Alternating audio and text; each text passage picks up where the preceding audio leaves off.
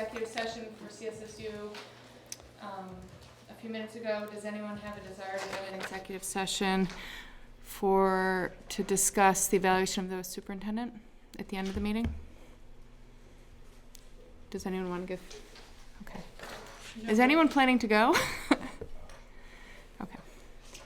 But I'm wondering whether we can just for a minute check to see if you guys want me to officially continue on the negotiations committee.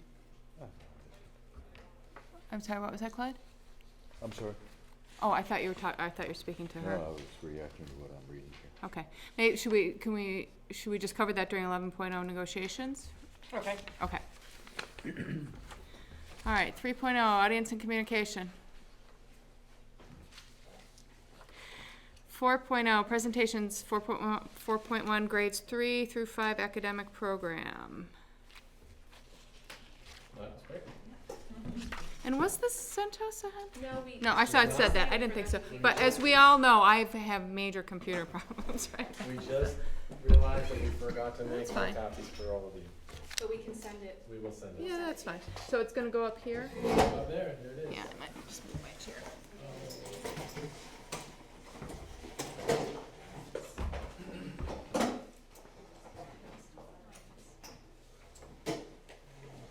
Am I right where you're gonna stand? Actually, I this can go on works, this. right? Can you hear us from here if we stand Yes. here? Yeah. Okay. So tonight we're going to present the 3 to 5 academic program.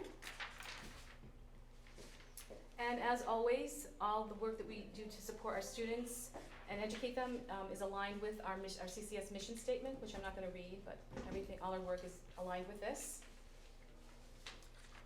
As we discuss the academic program for grades 3 to 5, just wanted to remind you of some skills that our students will need to demonstrate as we shift to the Common Core State Standards. Students should be able to closely read complex text, evaluate and gather evidence, and integrate information into clear, coherent writing that demonstrates critical thinking. And these 3 bullets can apply across all curricular areas, and they show the progression that is needed to be college and career ready.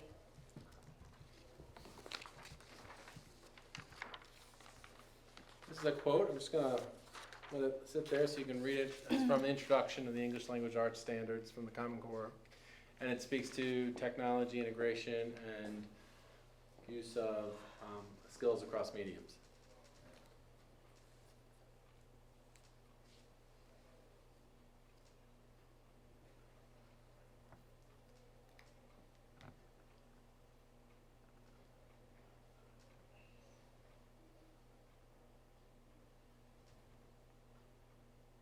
So again, the focus on helping students be critical consumers of information, knowing how to find information that's credible, how to apply it to the task at hand. Picture of a 4th grade teacher and student. This is the first year we've had a 4th grade mobile lab, and the 4th grade teachers and students have really enjoyed having closer access to those computers. This happens to be using the laptops to work on the persuasive writing. So we're not teaching the children how to use a laptop. We're not teaching the children how to use MS Word.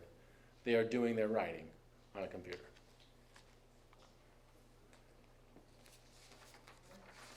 So instructional context, this slide you might recognize from our K2 presentation. Look at that really handsome guy on the left.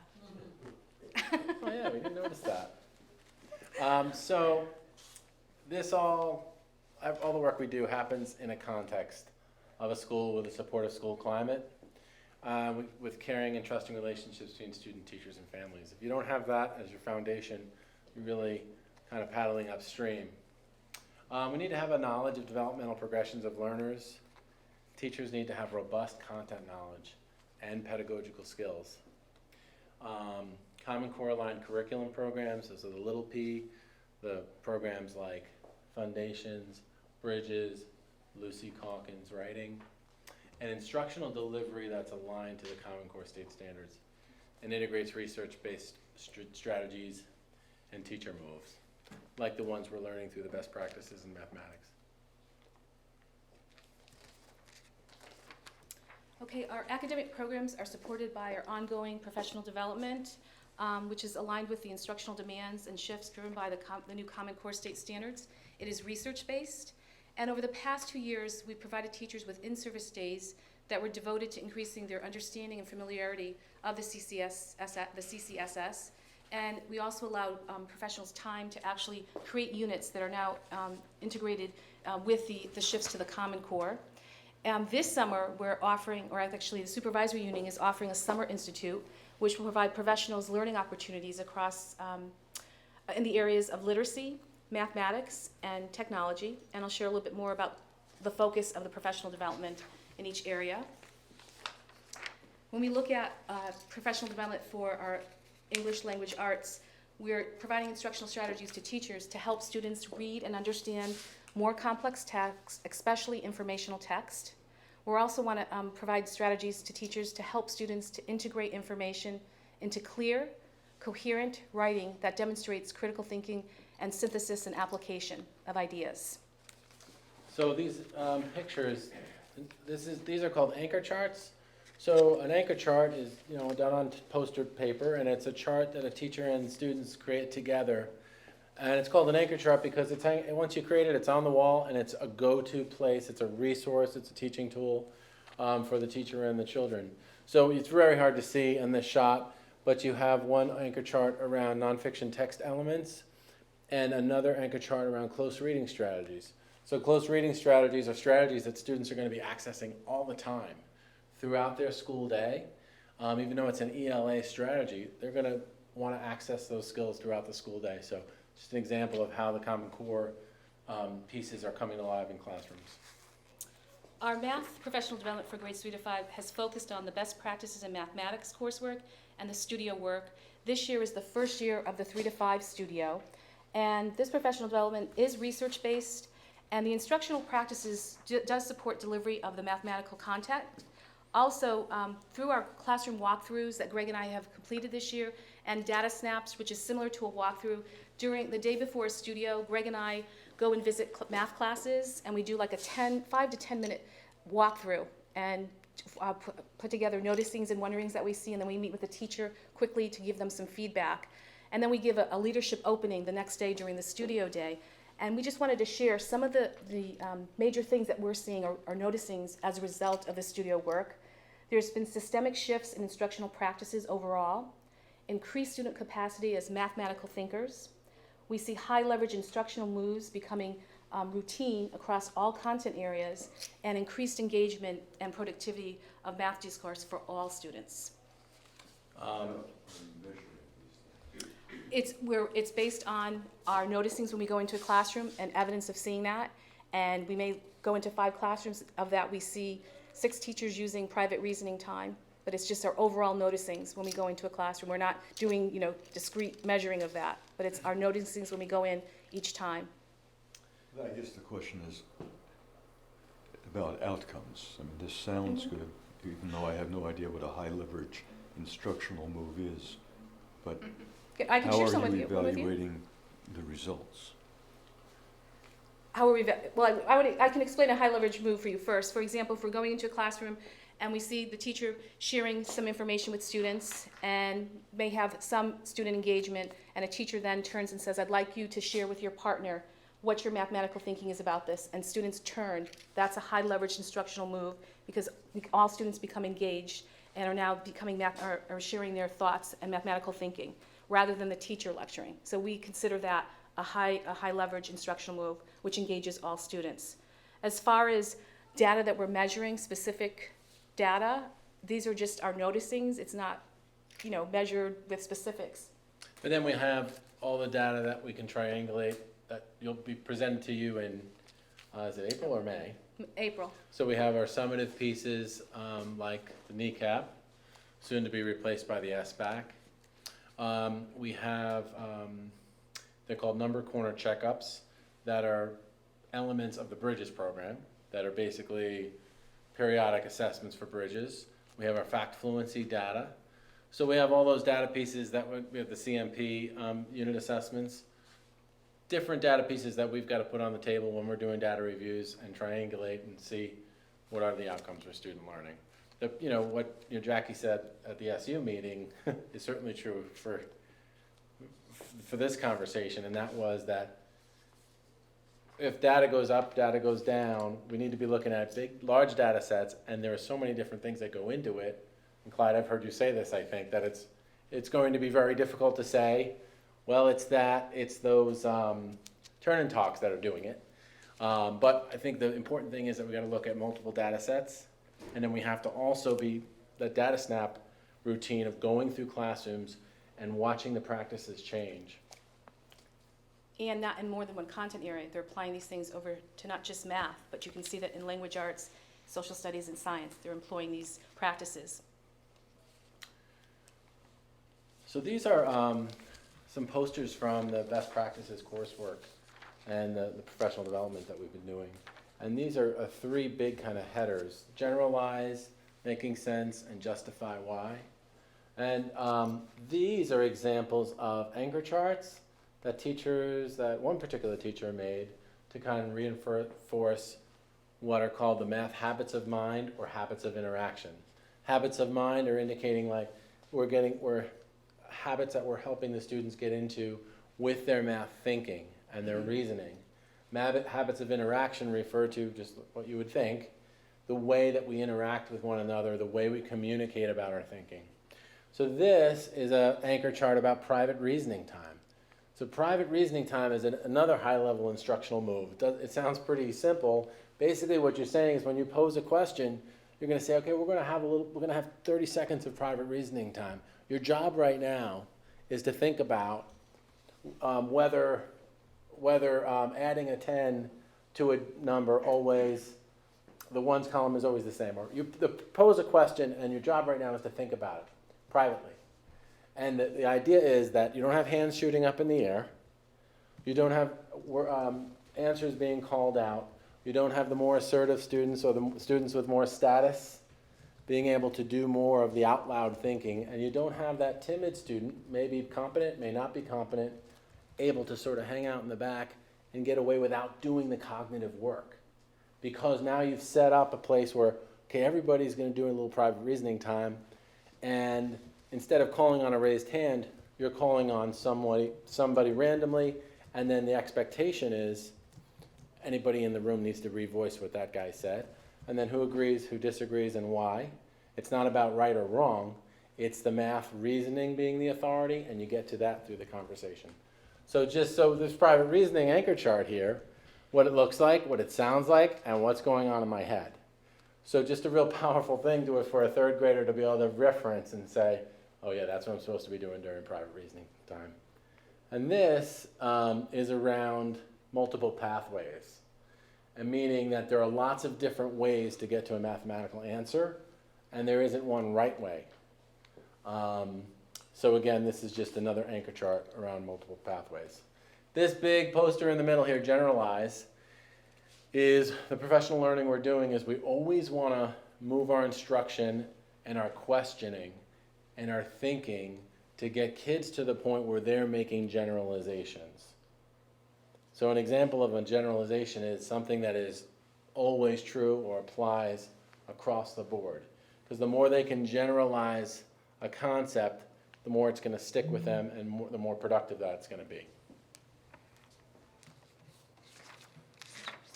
So core curricular programming, 3rd through 5th grade. The literacy and language arts, you're going to notice similarities here between the kindergarten through 2nd grade. We've got word study component, a spelling component, and a vocabulary component. In 3rd and 4th grade, the vocabulary and spelling is differentiated depending on the level of the student. They might be working out of different books. Readers and Writers Workshop, the balanced literacy approach is very similar to kindergarten through 2nd grade. It's basically a self-differentiated process where students are reading at their own level and placed in like groups. And then a new Common Core aligned Lucy Calkins grade level units of study for writing. And we have a multi-year implementation plan around those writing units. In mathematics, this is information you're very familiar with, but we do have the new Common Core aligned Bridges in Math We've purchased that last year for the K2. It's coming this coming year for 3rd through 5th grade. This year, we're using the previous version of Bridges plus some supplemental units that were provided by Bridges that are Common Core aligned. And then as you see in 14-15, we're going to have the addition 2.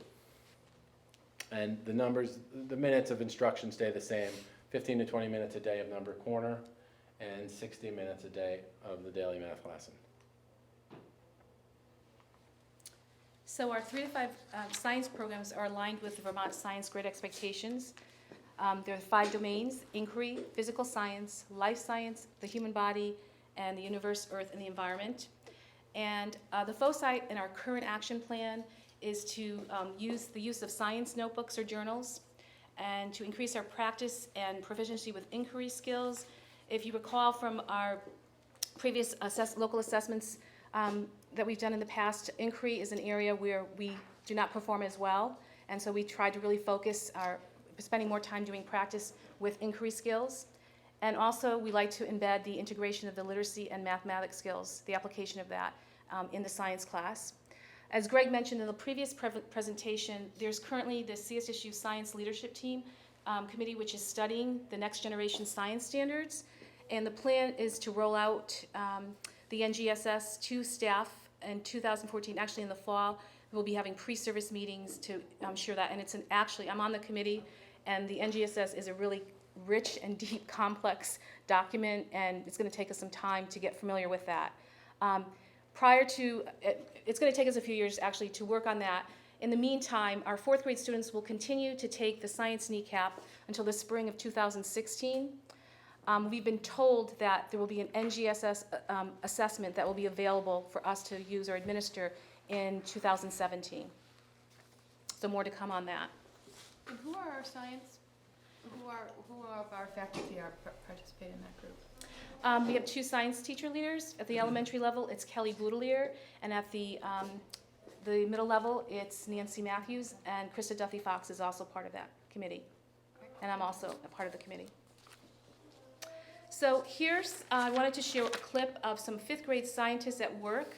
In this particular video, the students are studying properties of gravity. They're practicing inquiry skills, and they're actually using their science journals to take notes and to gather evidence and information.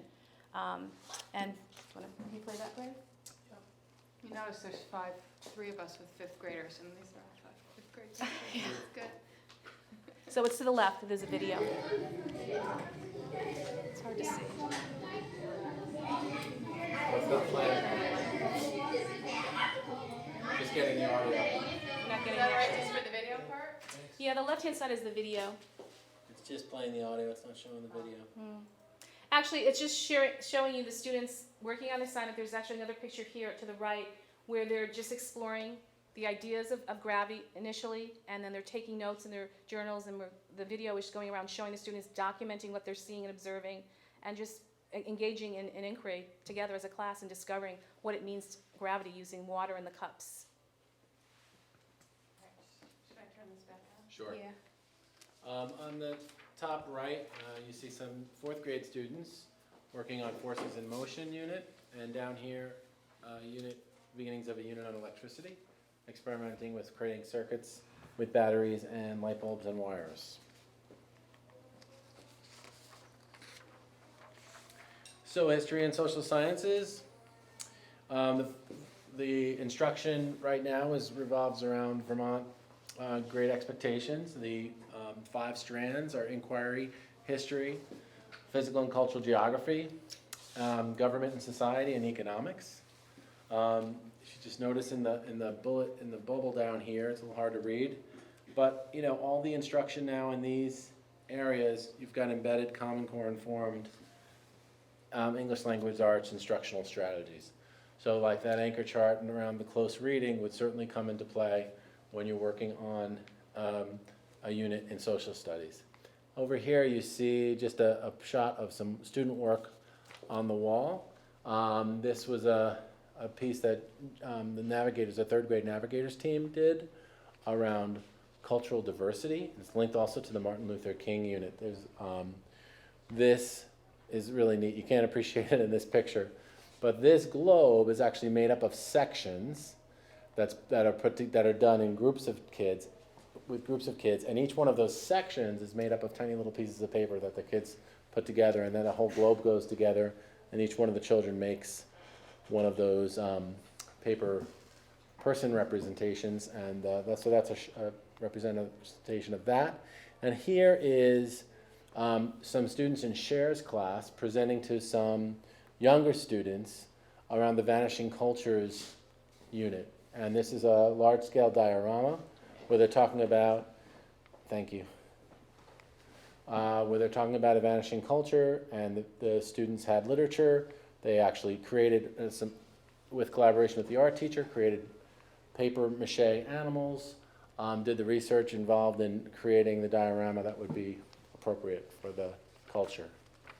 And then the piece around getting up there and speaking like an expert in something and taking questions from an audience that really doesn't know the content. And they did this for various audiences. So the kids, Sharon and I had a conversation about the richness of that, because the children, the third grade children, really had to think about, what do I need to change about my presentation when I'm presenting it to the kindergartners as opposed to the second graders? So these are social studies and science themes, and we did put them together because some of these do cross over. In third and fourth grade, you have a focus on Vermont history, our changing world, vanishing cultures, Vermont ecosystems, colonial America, cultural and human diversity, which also links up to that vanishing cultures theme. States of matter, force in motion, electricity, magnetism, human body systems, Vermont geology and geography. And the fifth grade themes for social studies are mapping and global study, migration in the 50 states, cultural regions, explorers, roots of exploration, early English settlements, facing slavery, colonial times and growing tensions. And the themes for science this year are ecology, geology, space, properties of matter, and force in motion. And I wanted to share one project in social studies that showed the integration of technology and the English language arts instructional strategies, and it had to do with cultural regions. Students have been learning about different cultures and different regions, and part of the project that they had to do was to look at their own culture, family cultures, and what artifacts were important to them. So students created scripts to describe the artifacts in their families that were important to them. They then took those the scripts and recorded them on a technology software called Photo Story. They took pictures of the artifacts and then created a video that they shared with as a presentation to all the staff. And it was just a great example of the integration of technology and the Common Core shift, where we want students to gather information and be able to put it in a clear, coherent writing, presentation, and the synthesis of critical thinking and ideas. So I actually observed some of those last week. I didn't put one on here because they're about 5 to 10 minutes long, but it was just a great example of how all of this came together as part of the social studies unit, and it embedded in the language arts skills that we're looking for in students.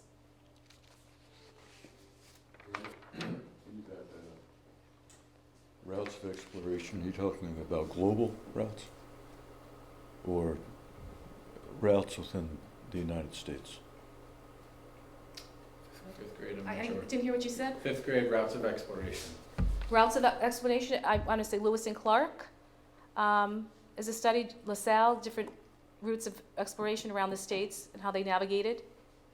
Yeah, I think it's North America. Yeah, it's North America, I think, yeah. And growing tensions in what? I think that has to do with leading up to the colonial wars, the wars. You think? No, I believe it is, because in 6th grade, they do the Revolutionary War, so it's what's building up to the Revolutionary War between England and the colonial times.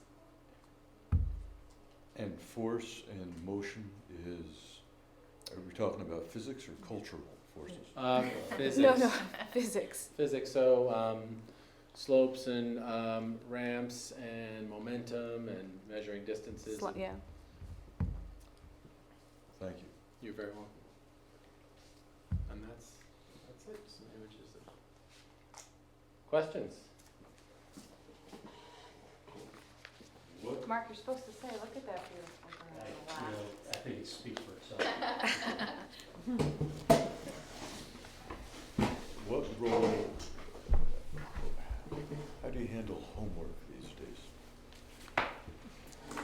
The expectation is at each grade level that they do a certain amount each night. I believe I don't know, for your grade levels, it's usually 10 minutes per subject. So at fifth grade, we're looking at more than an hour. Okay, it's irritating, of course, that we didn't get this ahead of time because it makes it very difficult to ask intelligent questions on short notice. I guess the question I'm asking is, in the example that you gave of, what was the term for private thinking? Private reasoning time. Private reasoning time. Is there some connection there? I mean, to just say, okay, you're going to do 10 minutes of homework on this subject or whatever, a half an hour. How do you integrate that into something like private reasoning time? In other words, when a kid finally divulges whatever their private reasoning is, Right. is the improvement or effectiveness of their private reasoning somehow related to their homework? Is there a cause and effect here? It could be. You don't know necessarily where the reasoning's coming from.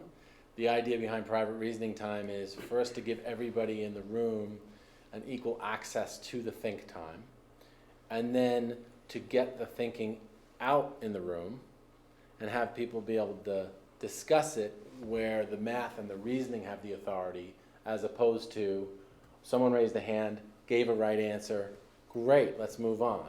Well, no, I understand that part. Okay, so the homework piece, you don't know, I guess I'm not sure if did the reasoning come from work that happened at home? Is that what you're asking? Okay, there's going to be a continuum of skills within the classroom. Some kids are going to be better at some things Sure. than others. And the idea is that you're going to improve student skills where they need to be improved, which of course is a matter of evaluation for the teacher to Right. look at those things. So there's got to be some reason for a kid to do a homework other than I spent an hour doing something. How does the teacher find the improvement in the individual skills and relate that to whatever their homework might be? Stuff that goes on outside of the class. I couldn't speak to that.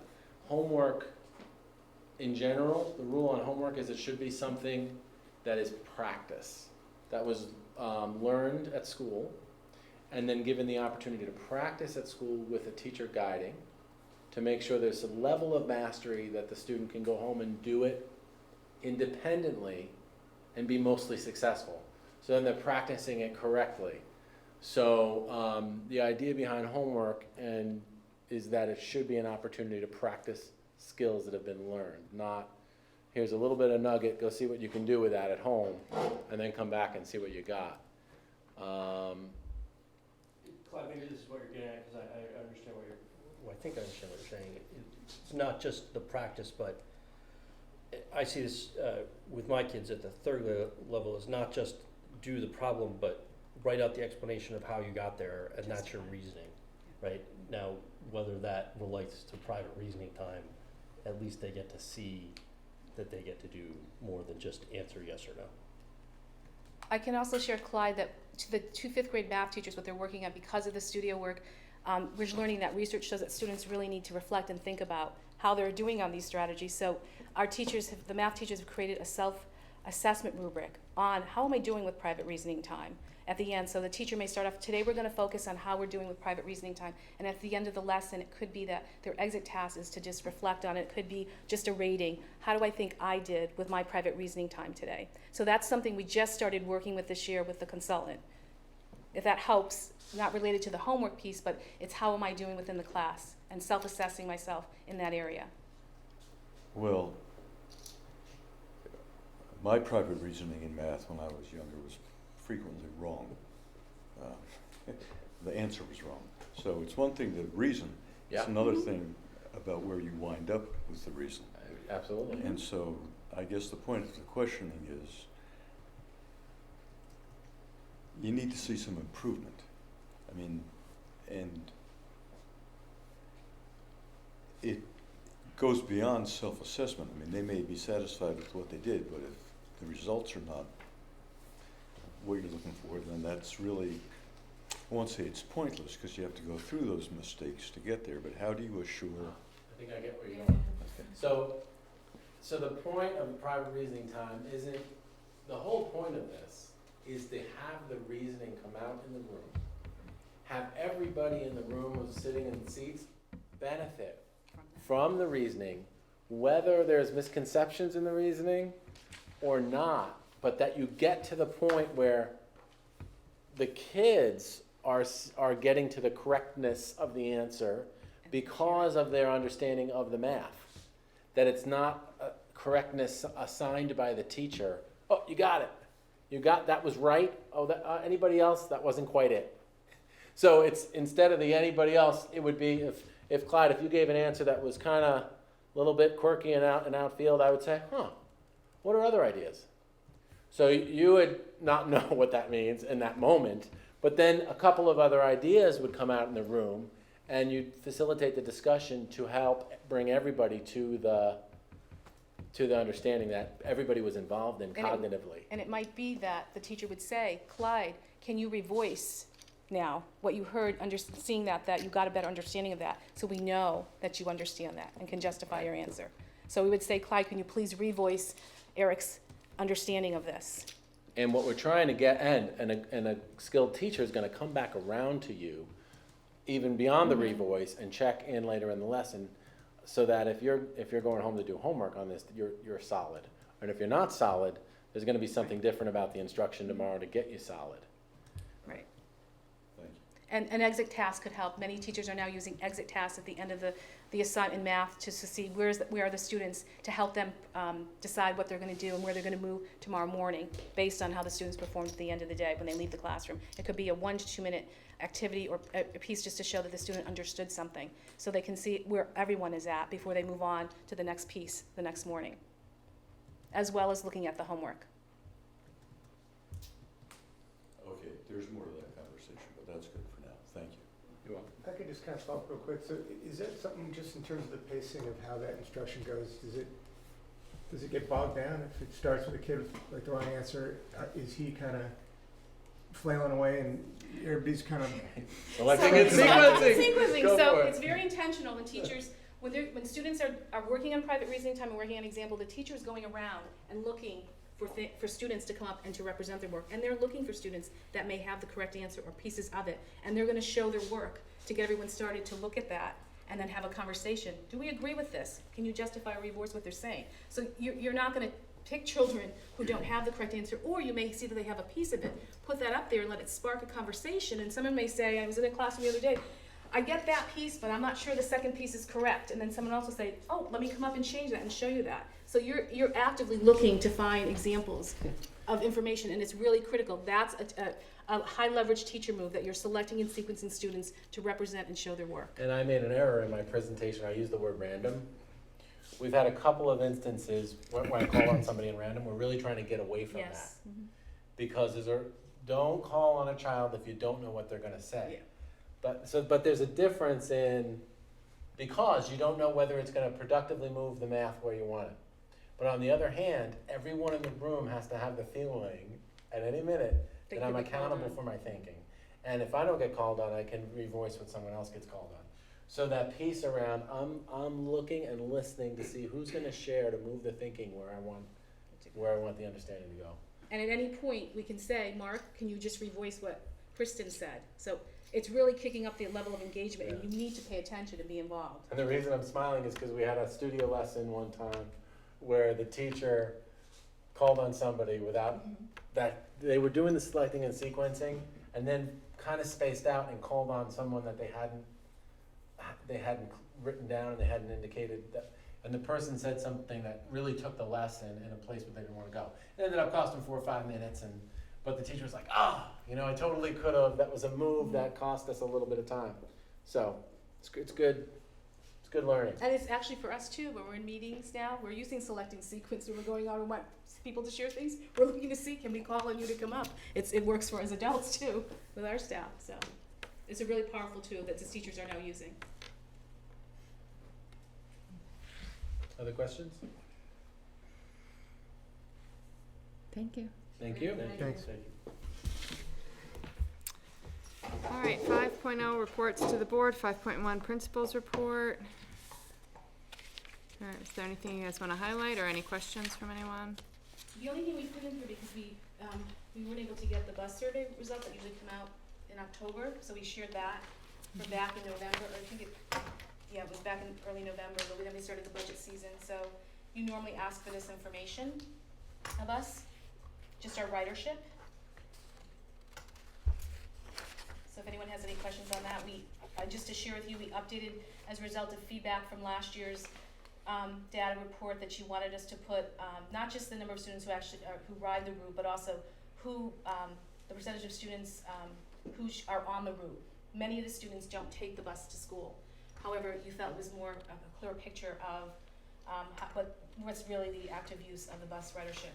So we added that column, the number of students on the route, and then the number of students, percentage of students who ride it. It is kind of funny that the ridership is highest on the longest routes, Yes. right?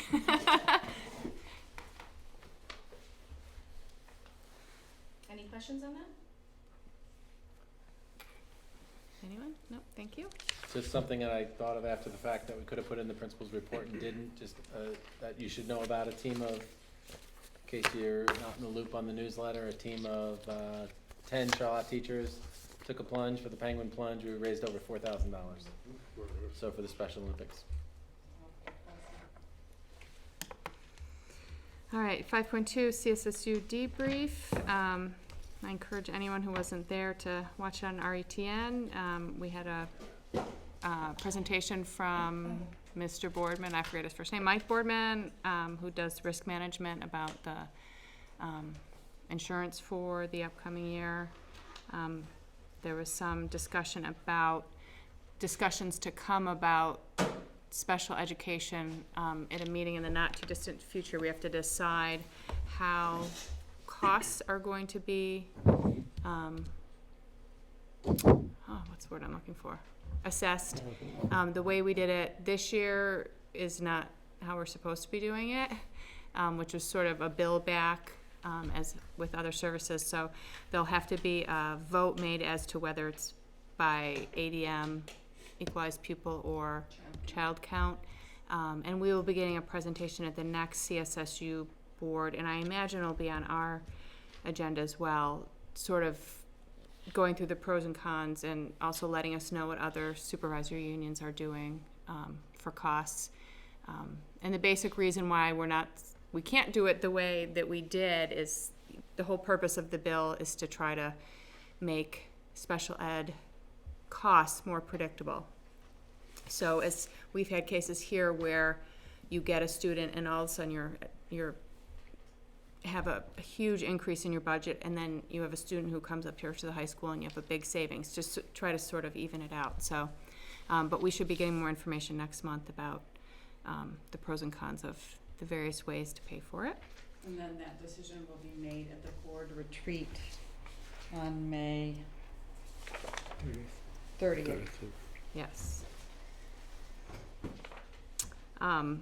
And Greg and one of the principals from Williston did a great presentation about teacher supervision. And again, I recommend that you watch an RETN if you weren't there. Talked about the whole sort of the rubric of how they evaluate the timeline, how often teachers get formally evaluated, and also the new focus on really devoting time to walkthroughs every week by both Greg and Audrey and other principals in the supervised union. So I thought it was a great presentation, very informative. Anything else on the CSSU stuff? All right, 5.3, second quarter financial management report. We're favorable position, which is great. And even food services on budget. Oh, it's so good. Does anyone have any questions? We don't have Bob here right now. We could get him if we have questions, or perhaps Greg or Audrey could answer. Eric, our money guy? All my energy went into like trying to figure out the tax rate. Yeah, and we're up to our budget. I know, I was trying to figure out the difference from this year to a different, like, and I kept looking at the formula. I don't know what's wrong. Like, it took me forever. I had to have Bob I've email got a me the formula. spreadsheet I don't if know. you- Oh, that's good. I should I have can called walk you. through it. All right, 6.0, discussion matters. 6.1, budget informational meeting preparation. So, Bob has a little bit updated our slides from last year. And Greg and Audrey hopefully can take a teeny bit of time on Friday to help look at those. I don't know if anyone else has. I know I forwarded them to everybody from Bob. I'm not sure I saw them. Did you send them?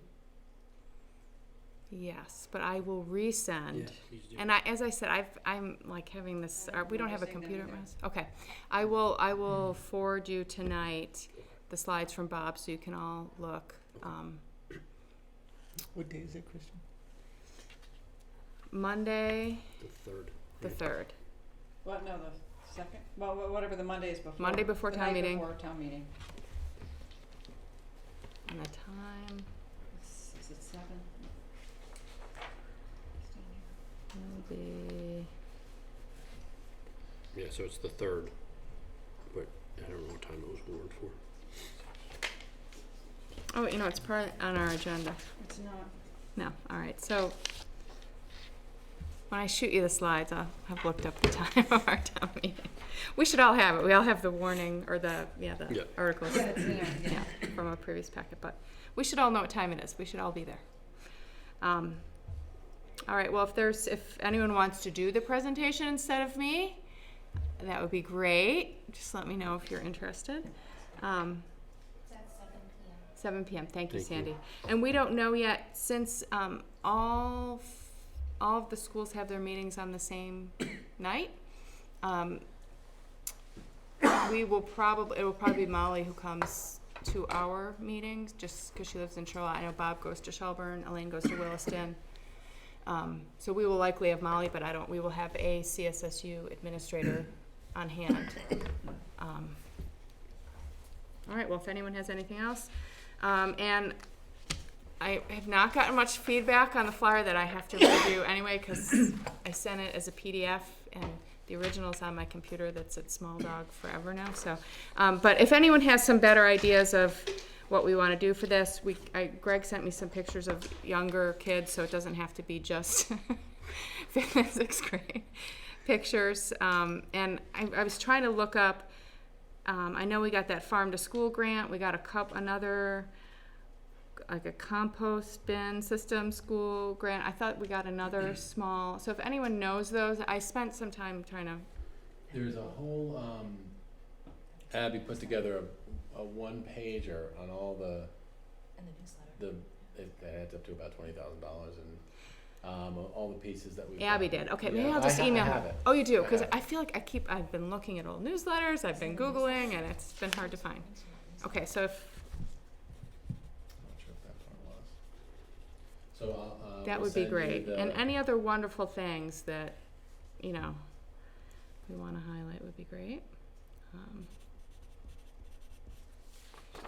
And I don't know if people want, take a look at this again if you haven't, if people want more information about specifics with the numbers. I mean, I don't know, I just threw this together, but I'm not married to this in any way.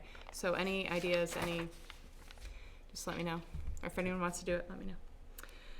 All right, so communications board's corner. And I should have brought the next deadline date with me. Does anyone have an idea of something we want to talk about? It comes out before town meeting or after?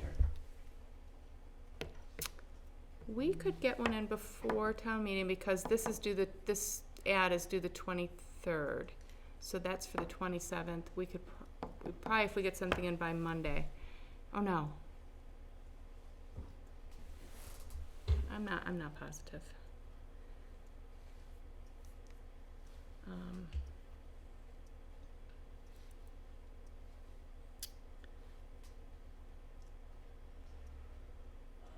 I know he sent me all the.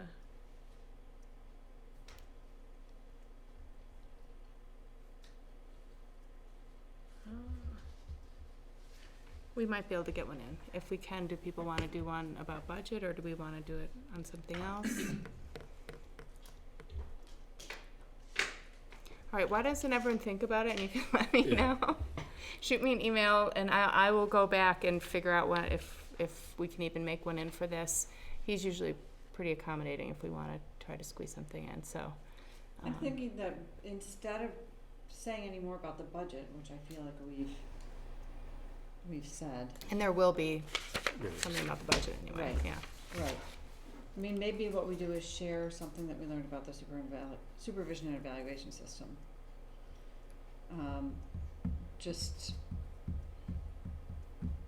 If people, because some of the arguments against the budget are about teachers sometimes. Mm-hmm. And so it's, I think that we tend to share the good news about kids and what the kids are doing, but I don't think we talk about how teachers are evaluated and the rigor that we bring to that process very often. And I think people do need to know that.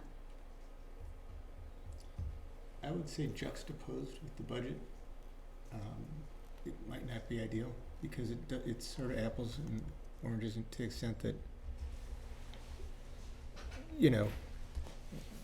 there's all the qualitative stuff that goes into that, but people are really focused on the nuts and bolts of the numbers, and that has compelled some decisions that have absolutely nothing to do with any of the teacher evaluations.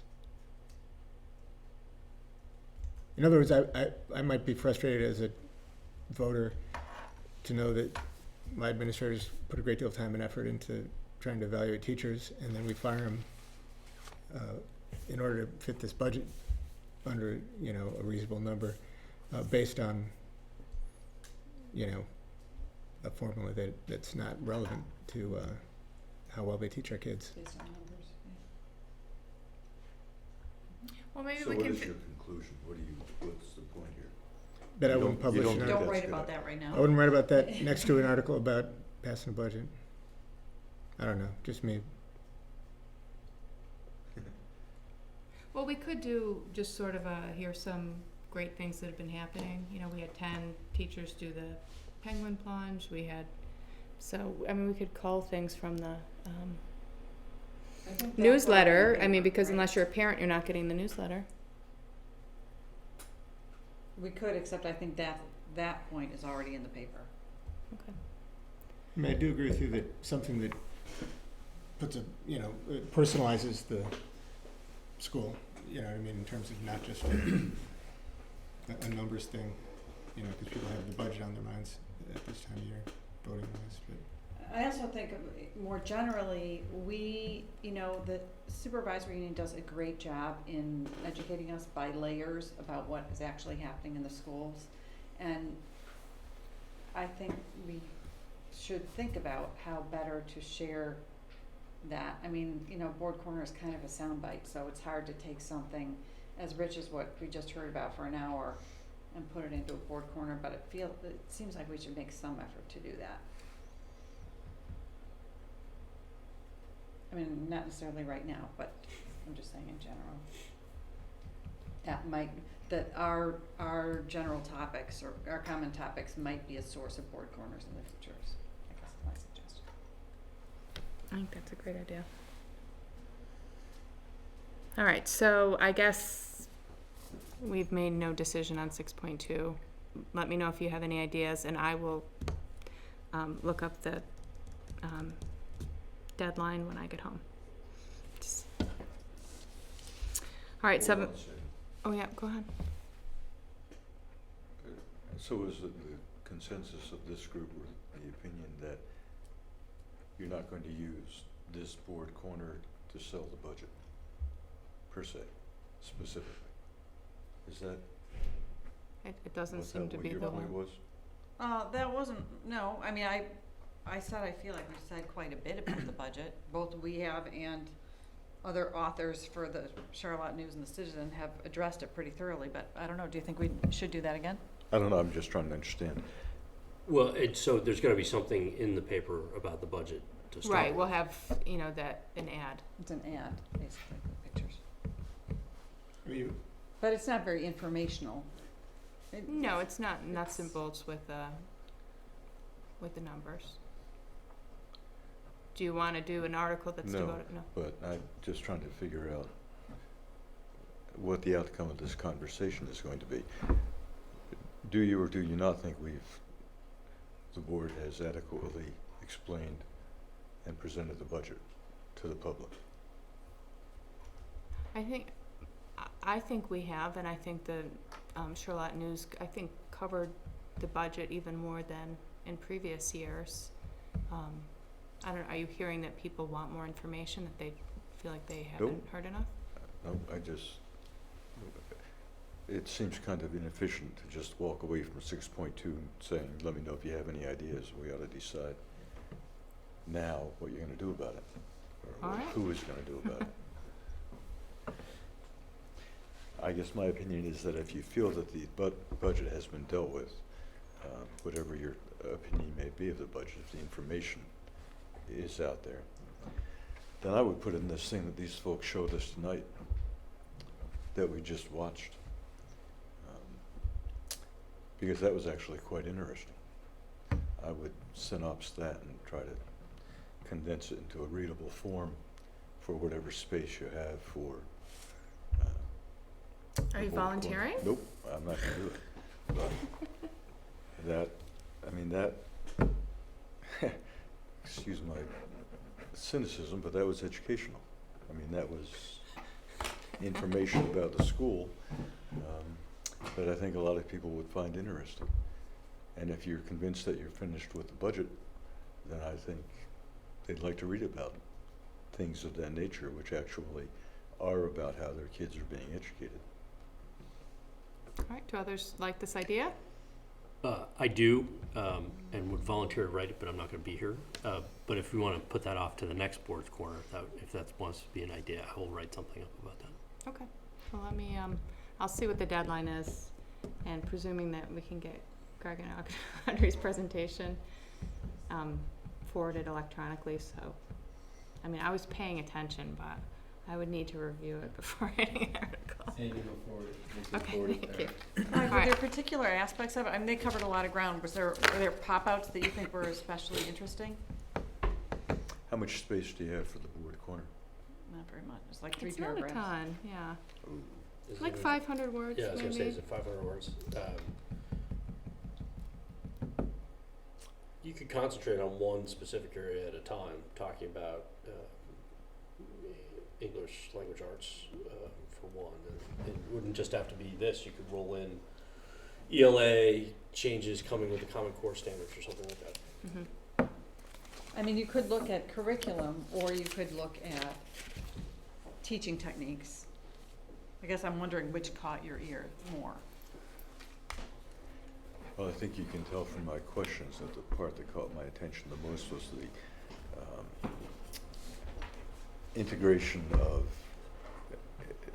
knowledge and process. In other words, how you use process to arrive at the knowledge.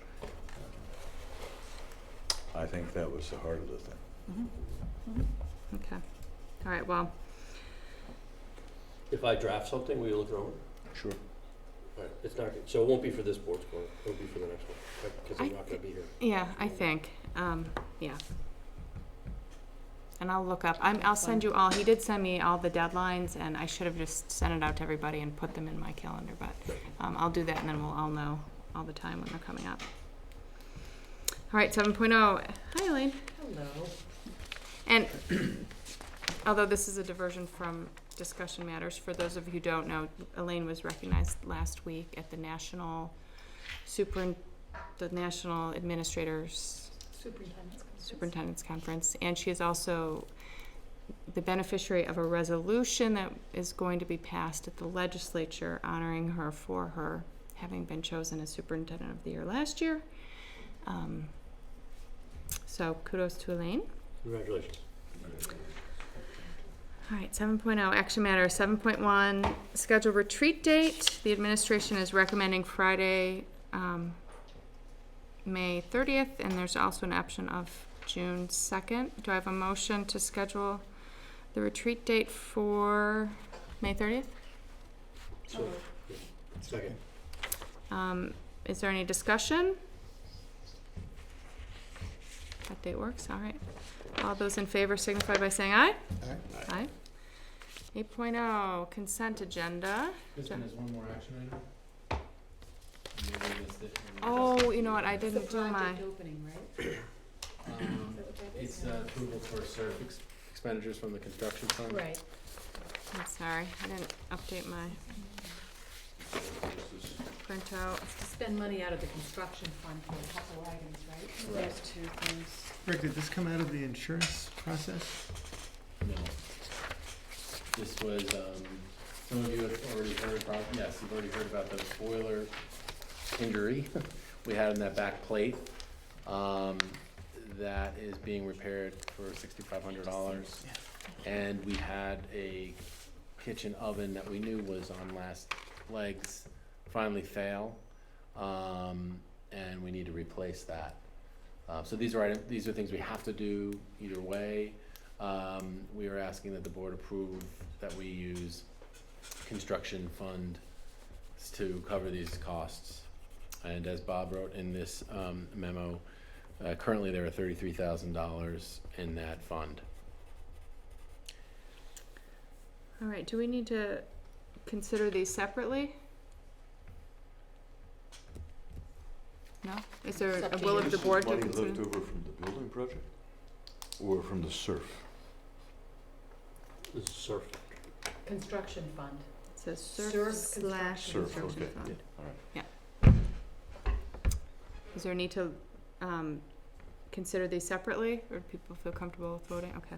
Do I have a motion to approve the use of $10,500 from the surf construction fund to replace the kitchen oven and complete needed boiler repairs? So moved. Second. Any discussion? I have no problem with this, but just by way of grammar and communication, it's not the SURF construction fund, it's just the SURF. The surf, okay, Because the F in there stands for fund. okay. But anyway, I'm just looking at exactly what it's written there. Okay, from the surf. All right, all those in favor signify by saying aye. Aye. Aye. 8.0 consent agenda. Do I have a motion to approve the consent agenda? So moved. Second.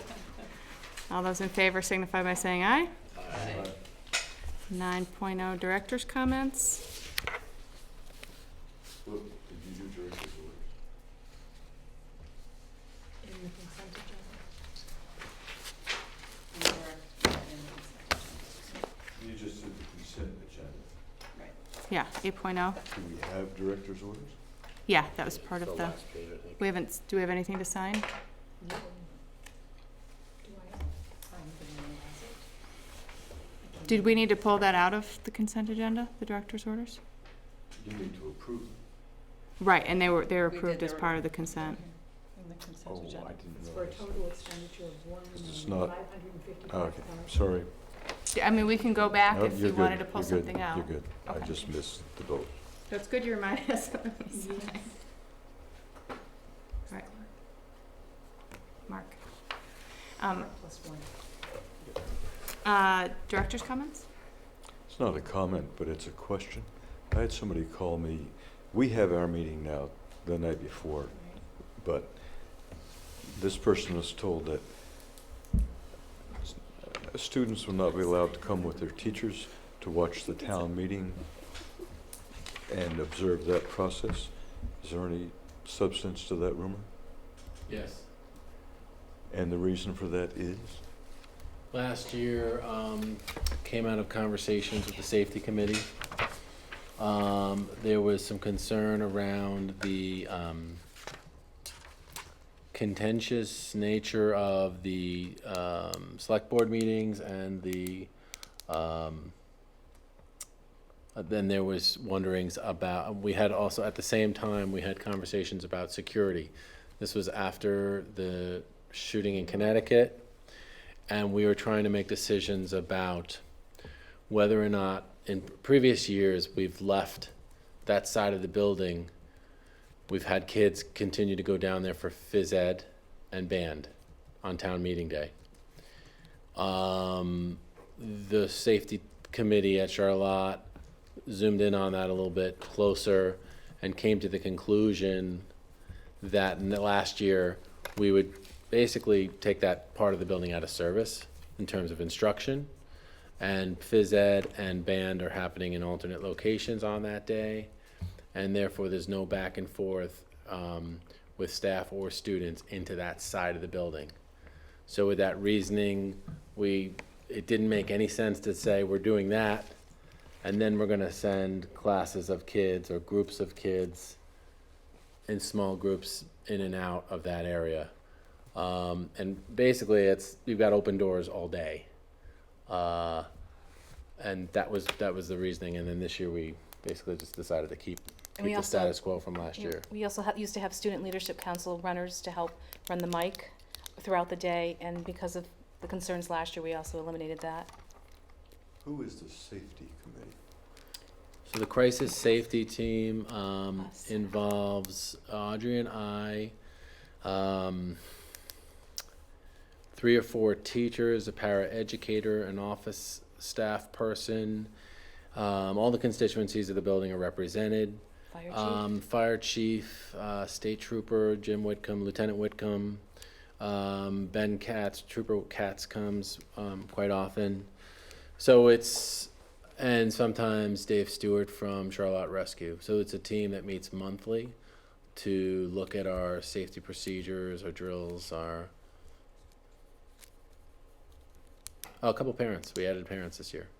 We have a parent who actually works in a corrections department, and we have another parent who's just got a head for safety. Has a lot of safety questions, so she's on the safety team now.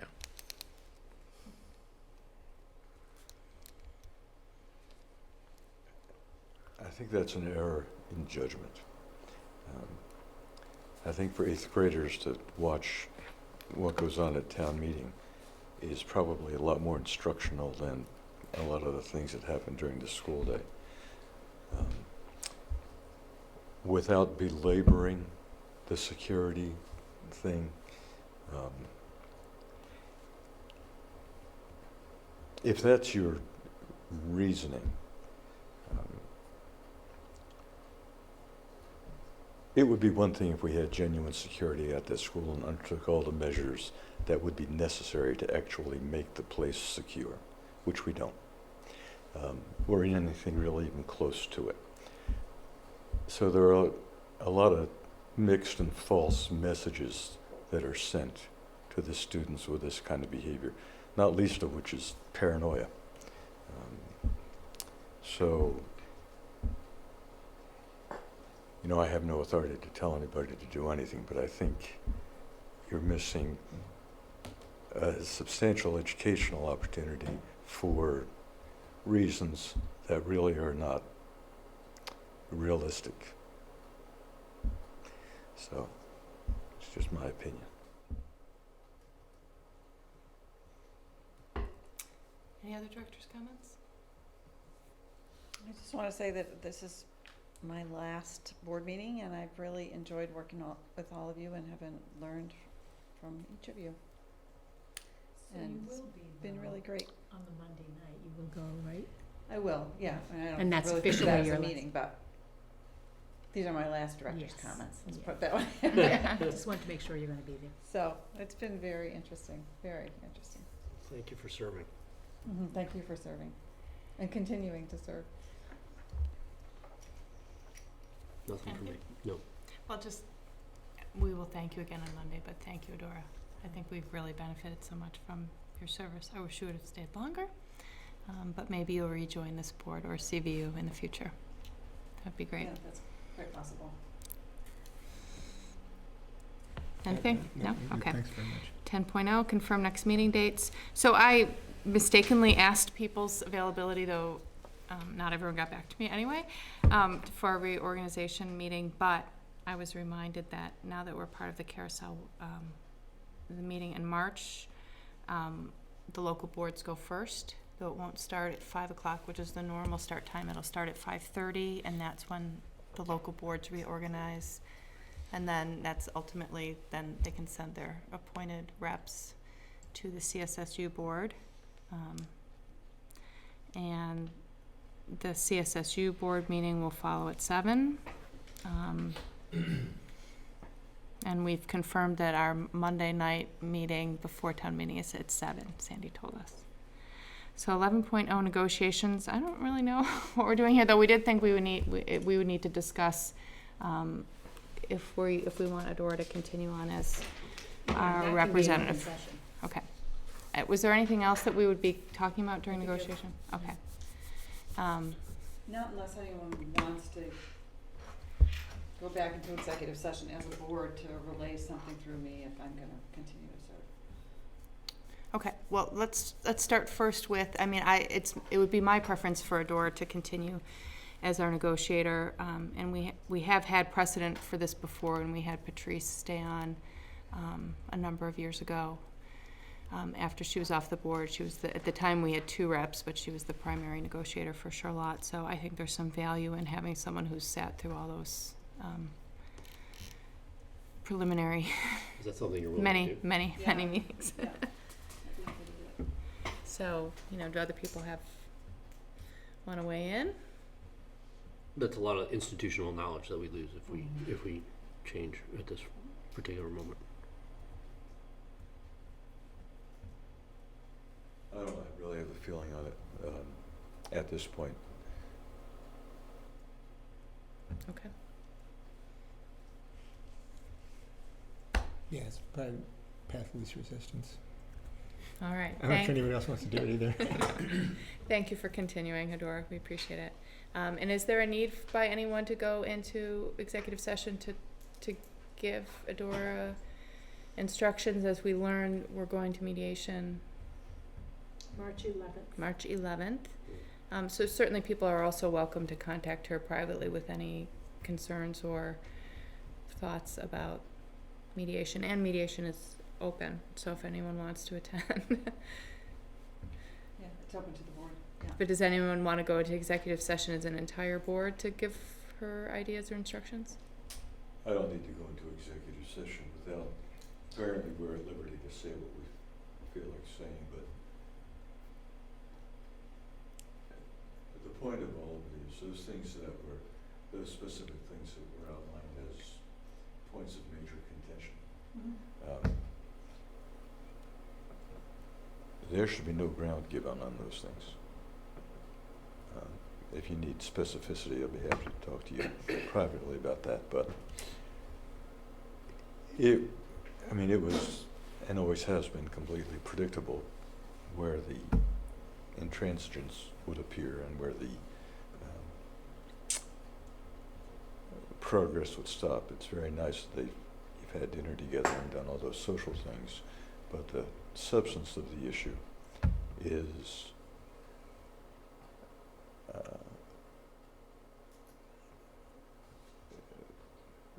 you need to hold your ground on those things. Yeah, I feel the exact same way. We kind of discussed numbers that made sense for us. All the theatrics about, positive vibes and, having dinner together, I think are, sort of misdirection from the heart of the matter, which is the actual numbers. And, we're still a ways apart, but I don't think we should take that as an invitation to meet in the middle. Yeah. The fact that we're at mediation now, and that's followed closely thereafter by fact-finding, mediation doesn't resolve everything.